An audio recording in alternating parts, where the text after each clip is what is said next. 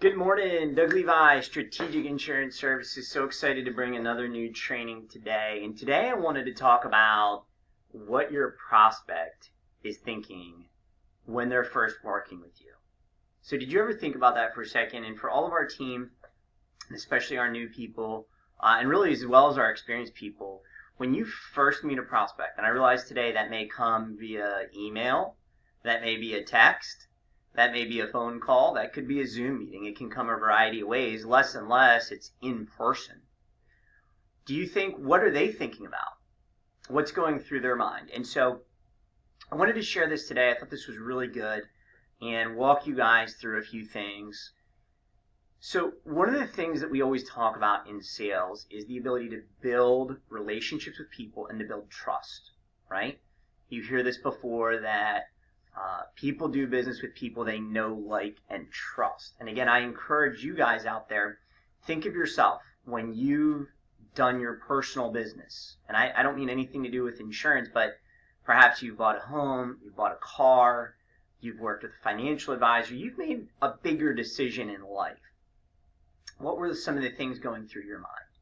And here's what a lot of research shows that prospects are thinking. And again, this applies to so much more than just insurance, but really we're going to narrow it down for our purposes here right now. So first thing, is this person for real? Are they authentic, right? Are they trying to be fake?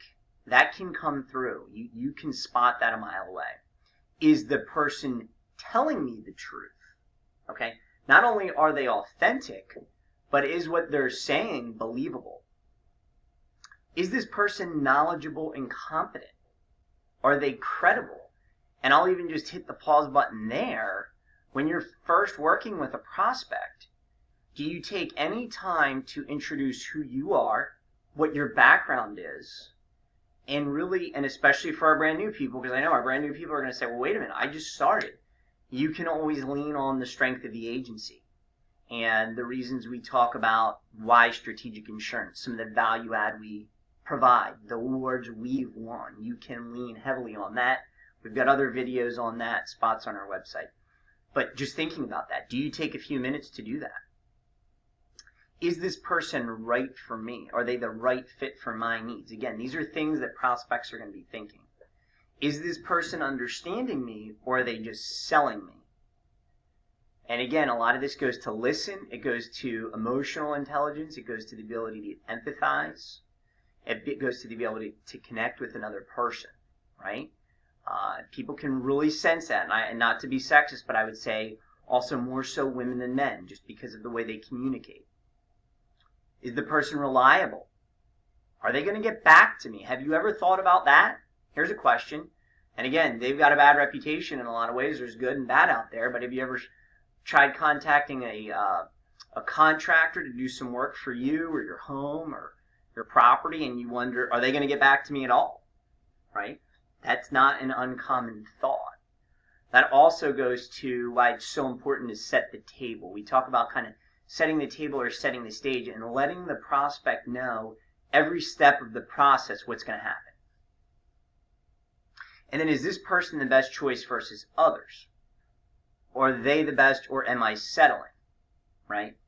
So there's a lot there. I wanted to really just introduce this. I wanted to then just share a few thoughts on how you can do some things to build trust and go from there. So number one, I think that authenticity is so important. Don't be someone you're not, right? Don't, and yes, I get there's several thoughts in life and sales, and you may have heard fake it till you make it, and I get that. I think some of that, though, can be dangerous if you're faking who you are, because again, that'll come through. People can sense that, right?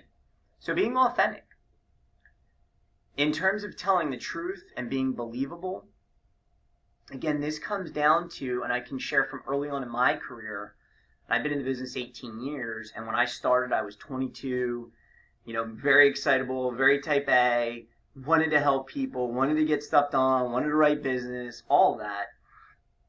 And there are times where I didn't really know the answer because I was new, but I told them what I thought, and it got me in trouble. And when I say it got me in trouble, I wasn't doing anything not necessarily with integrity, but I was really stretching more than what I knew. I was saying, I think this is what it is. I said it confidently, and then I would find out it was wrong. I'd have to call the client. Oh, Mr. Client, I'm so sorry. I misunderstood the scenario, or, I need to explain this a little more, whatever occurred there. The point is this, that also can really come through to a client. Clients are going to know when you're credible and believable. And if you're not, here's your get out of jail free. We talk about this a lot. If you're not sure, say in a confident way, Mr. Jones, I'm not sure. Let me double check and get back with you. Right? So hear me. You can not know the answer. There are answers that I still don't know answers to. And if I truly don't know, don't take a guess. Just say what I said and say it confidently. I'm not sure. Let me double check and get back with you. You're never going to have someone be upset with you for that. Okay? Knowledgeable and competent. This goes back to where are you at with your product knowledge. Now, we do lots of trainings on sales and marketing. We have lots of videos as well on how to do auto, how to do home, how to do different things. But you really need to understand the policies, how they work. What are the deductibles? What are the coverages? What are the options? What do some of the forms and endorsements mean? If you're not sure, you need to ask. You need to either reach out to someone on the leadership team here. You need to call a carrier and get some info from an underwriter. You need to do research to get that knowledge, right? That certainly comes with time, but it also comes with effort. Is the person right for me? Again, I think that goes to a little bit about who you are and how you're positioned to help the client. Remember this, everyone's favorite radio station is WIIFM. What's in it for me? When people are calling you or reaching out to you, they're saying, I need to get this off my to-do list. I need to get insurance for whatever reason. Or I've got a problem. I've got a pain point, and I need help, right? So you really want to try and reinforce who you are, what you do, who Strategic Insurance is, what the process is that we can help them. That's big. And again, I promise you, because most other agents don't take the time to do that, if you do that, that will stand out and be different. And oftentimes, differences sell. Is the person just selling me? I think this is important as well. You've always got to ask yourself, is this right for the client? You've got to do the grandma test. You've got to say to yourself, would I not do this for my grandma, like me, right? Like my grandma who made me cookies as a kid and, took me to the park and did all those things. If you say, this really isn't right for them, then don't do it. Period. Plain and simple. It's as easy as that. Again, and that will come through. The clients will sense and feel that. And I can't tell you how often in this business I have gotten business in the long run because I've told a client, you know what, you're in a good spot here. You actually have good coverage. You've got a good carrier. Unless there's a major problem, I wouldn't recommend switching. And clients are kind of like, or people are like, whoa, you're not trying to sell. No, I'm not. I'm giving you my honest opinion. I think you're in a good spot. Come back to me down the road if you have any issues or challenges or rate increases, etc. And then reliable and best choice versus other choice. Again, a lot of this, guys, goes to your background, your presentation, who you are. If you don't have that confidently down, you need to spend some time practicing that. You need to be able to say, hey, my name is Doug Levi. I've been in the insurance business 18 years. We're a multi-line agency. We have access to over 50 carriers. Our whole goal is to find you best rates and coverages and do it not just this year, but each year for life. We want to be your quarterback for insurance for life. We've won several awards both locally and nationally. We've got over 250 5-star reviews, and I'd love the opportunity to earn your business. Okay? Something like that. Now, you can tell probably I've done that a time or two, right? And it doesn't always sound exactly the same way.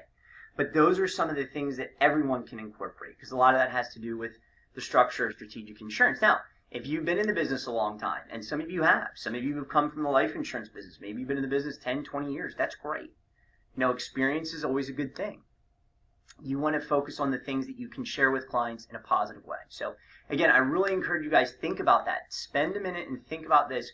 What is my prospect thinking when you're working with them? And one of the last things, and I'll close with this, we always ask and recommend when you go through our fact finders, those of you, and if you're not using our fact finders, please make sure to use those. You can find them on our Get Strategic INS toolbox, is other than price, which we know is important, what else is most important to you? And again, we're trying to ask a probing question to understand the client a little bit more so we can help serve them. So guys, as always, dream big and make it happen. If I can help you in any way, please reach out to me. Have a great day.